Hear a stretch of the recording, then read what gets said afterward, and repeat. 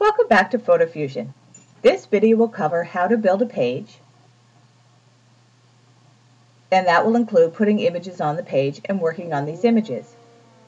Before we can put an image on the page, we need to discuss where the images are and how to access them. From the main page, you will see the drop-down for images. Click on this and you will then direct the program where to find the images and where you've stored them. For example, these images are on the C drive, the desktop, under the Mother Teresa folder. But we may need to find them somewhere else. So we click on the arrow down and we will go through and search for it. So for example, we could go back to our computer and find something in the D drive, or if you had a memory stick in, we could go to the E drive. For now, we're going to go to the desktop. I'm going to go to the Mother Teresa School, and then I want to go to a specific folder within that school. What's most important to remember here is that you're directing the program and telling it where you've stored your images. It's also really important to remember that you need to keep your images organized. This is a good example of how well images are organized. They're under the school, under subdivisions of activities that have happened within the school. The easier and more prepared you are with your images, the easier it will to build each page. Now that you have the images up that you want to do, you can close this menu that you were searching from. You'll notice my image drop-down disappeared. Almost everything in the program is based on pop-ups that will help you, but those pop-ups sometimes disappear. If you want that pop-up to stay in, click on the pin, this little pin here. It's set to automatically close. If we want it to stay open, we hit pin. And this now will stay open until we click on the X to close it. So, here are our images. Let's first look through them. If you want to see this image bigger so that you can pick which images are best and that you want to use, just double click on the image and the image will get larger. You can then move through your images going next or previous. Up here, you can note what image number it is, so you can go back to it. Once you've gone through some of your images and decided what you want to use, you can close this and we can then start dropping images on the page. Putting images on the page are fairly easy. You simply drag and drop it onto the page. You'll notice once the image comes on, a drop-down menu comes here that'll help you work within it, and there are blue lines around the image, gold boxes, and a few other things. Let's take a look at what each of these mean. The blue lines are used to change the shape and size of your image, so you can simply pull on them and create what you like. Let me get that out of the way. You can move it around, making it bigger,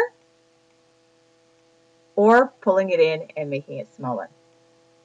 The next thing you can use in the program is the little gold boxes. These boxes are used to zoom in and out. So simply pull on them and you will be able to zoom in and pull the image in. Oh, that's a good thing to show you.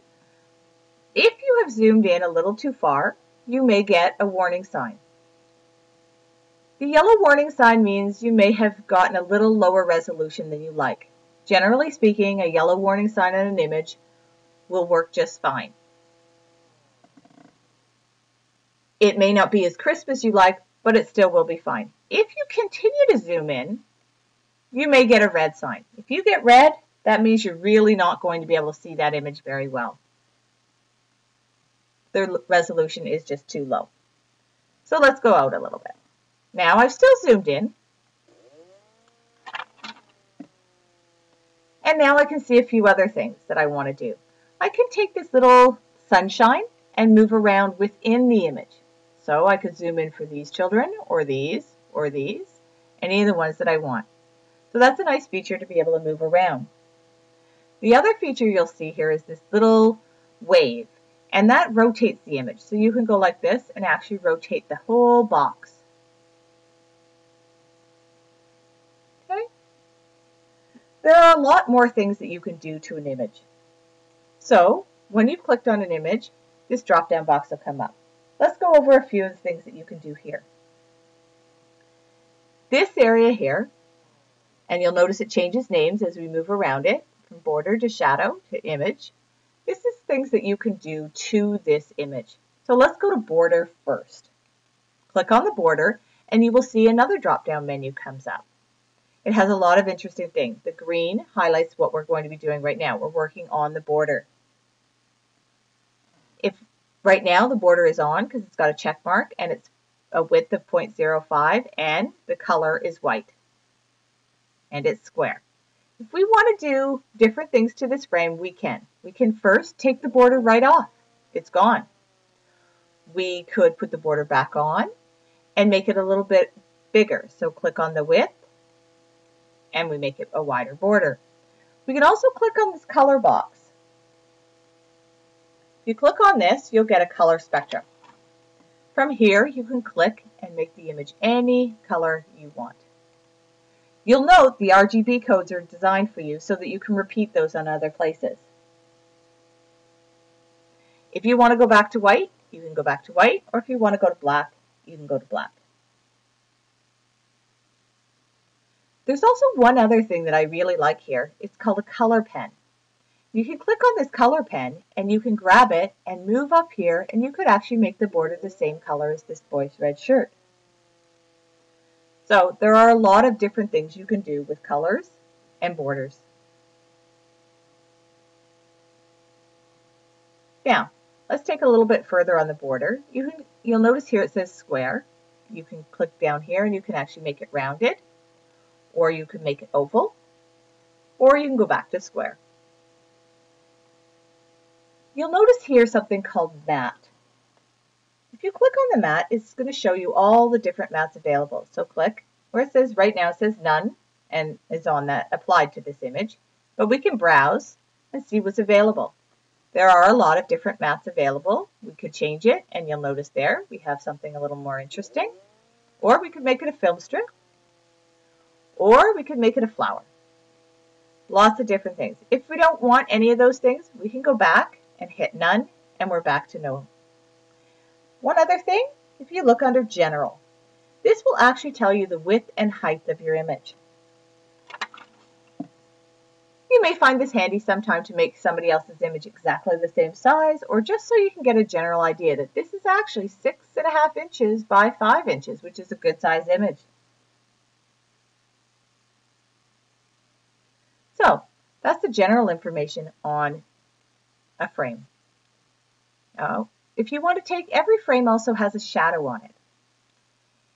If you notice, I've clicked on where it says shadow, and you can, we'll go to shadow, and we can take the shadow off. You'll notice it's just now a little bit cleaner. We can put it back on.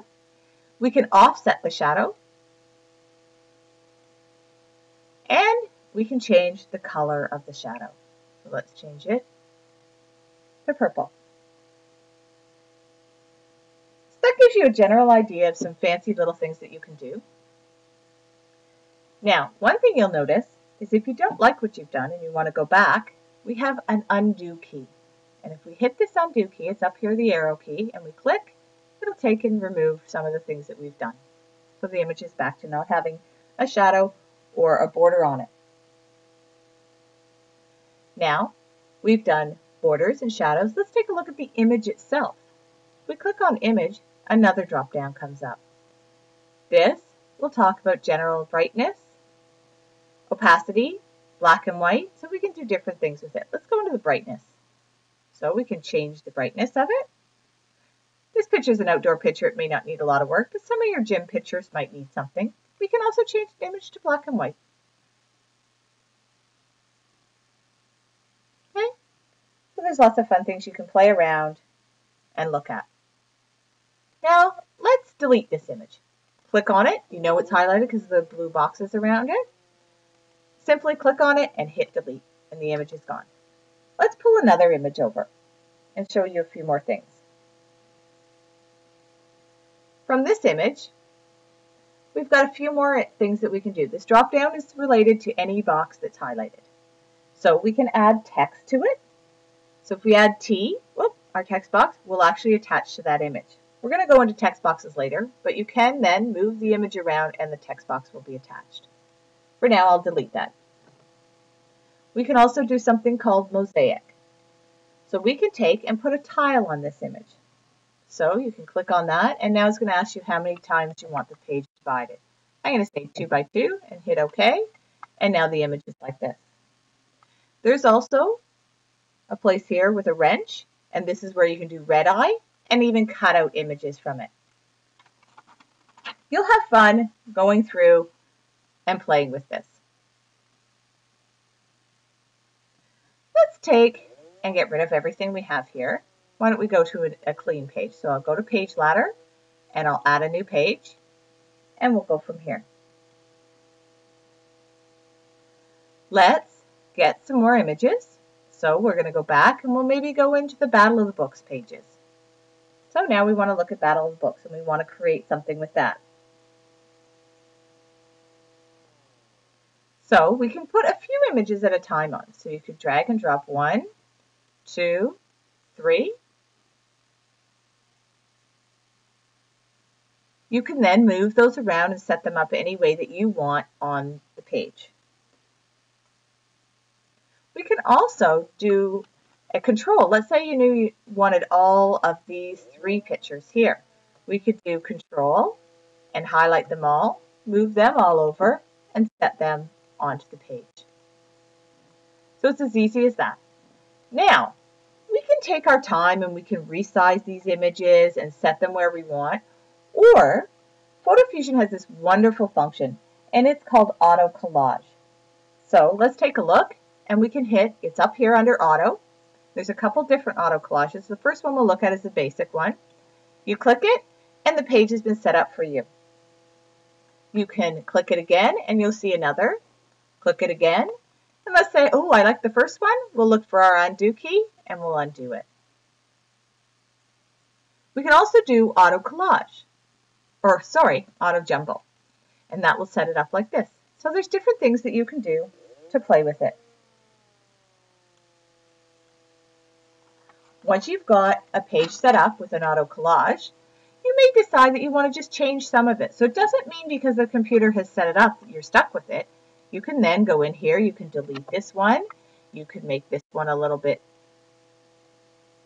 bigger, or move it around. Let's make it a little bit bigger, move it up.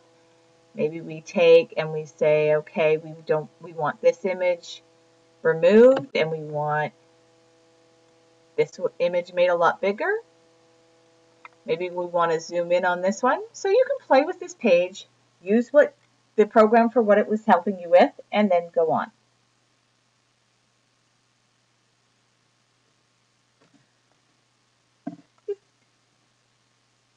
I want to go back to borders just for a minute to show you something else. You can actually draw an image you can actually draw a frame onto a page and then put an image into that. So if you're building a page and you're waiting for an image here, you can actually go here where it says create an empty frame. Click on that. You can create a text or an image frame. Let's create an image frame, and it will actually create an image box for you. You can then size it and put it where you want. When later you get the image that you want, you can actually drag and drop. Let's put one in there. Well, let's just pop her in there. And now that image is into the box. So sometimes you might want to set up your pages ahead of time and then put your images in.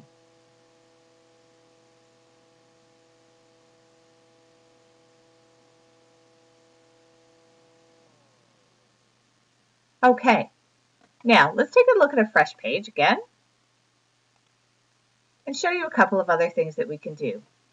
Let's say we go back to the camp and we put a few images on. And we decide that all these images are what we really want to showcase. But we're going to decide that we want the images to have a black border. So I click on this and I go to border. I click on border and I change it to black. Now I may want to change all of these. I could do one at a time, or I can go to these sideways arrows, click on it, and it says down here, it says copy settings to all frames on this page. Click on that and all the frames are back. Fotofusion has many different functions and things that you can play with. One of the best sources of help is actually help. Click on help and you will go to where it says show video list. This will show you 2 to 3 minute videos that are available for you to listen to and watch. So anything that I've shown you today, you can go through and look, but you can also even have some quick tutorials on it. So frames, dragging and dropping, mats, rotations, shadows, all of that is right here. At this point, I think it's important that we learn how to save our program, our project. So the first thing you do is you do File, and this time we'll say Save As. Now you know that after a project is done repeatedly, you'll just do Save, but today we'll do Save As. You're going to get a choice where to save it. You can either save it to your local computer or you can save it to remote storage. We ask that you save it to remote storage. This is a cloud-based storage system that allows you to access your program from anywhere, any computer that Fotofusion has been loaded onto. This you could just click through and you're going to actually put it into your school database. So here are some projects that were built for Pilgrimwood School. I would then say class pages, Pilgrimwood, and I would hit save. It will go through the save process and upload your program project. Now the next time you come in, we're going to have to open up our project, our existing project. So let's, now that it's saved, close down what we've done and show you how to open your project. So for now, I'm going to hit File and I'm going to close the existing project. When I want to open it, I'm going to do File, Open. Where did I save it? I saved it in remote storage. And you'll see it right here, class pages for Pilgrimwood. I'll double click on it and your project is there. Well, I'm sure that was a lot to soak in. When you're ready, you can go to the next training session video. We're going to add text and background and work on our projects, continue to work on our projects.